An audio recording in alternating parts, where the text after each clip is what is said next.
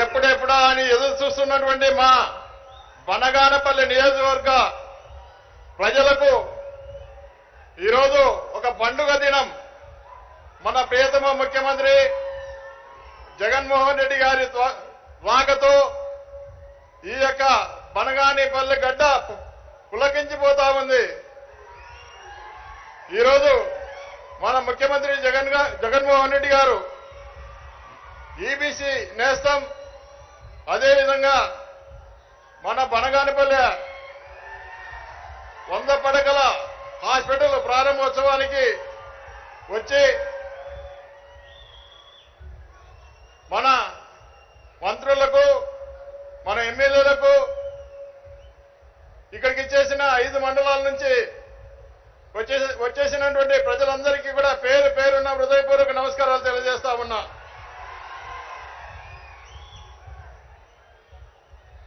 అన్నా, ఆనాడు ఈ వీరబ్రహ్మేంద్ర స్వామి బనగానపల్లిలో కాలజ్ఞానం రాసినప్పుడు ఏ విధంగా అయితే ఆయన చెప్పిన వ్యాఖ్యలన్నీ కూడా నిజమవుతా ఉన్నాయో, ఈనాడు మన ప్రియతమ ముఖ్యమంత్రి జగన్మోహన్ రెడ్డి గారు ఇచ్చిన హామీలన్నీ కూడా నిజమవుతా ఉన్నాయా లేదా?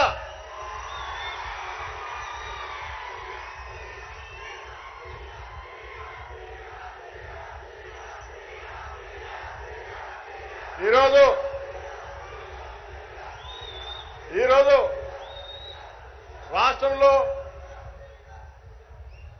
ఈ 4 సంవత్సరాలుగా వర్షాలు బాగా పడ్డాయి.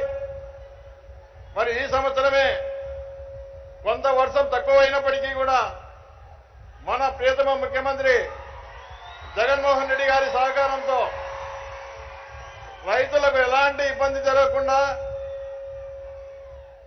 శ్రీశైలం నుంచి కోరుకల్ రిజర్వాయర్ నింపి ఈ యొక్క ఆరుతడి పంటలందరికీ కూడా ఈరోజు నీళ్లు ఇచ్చిన ఘనత మనము ముఖ్యమంత్రి జగన్మోహన్ రెడ్డి గారితో చెప్పి తెలియజేస్తా ఉన్నా. అదేవిధంగా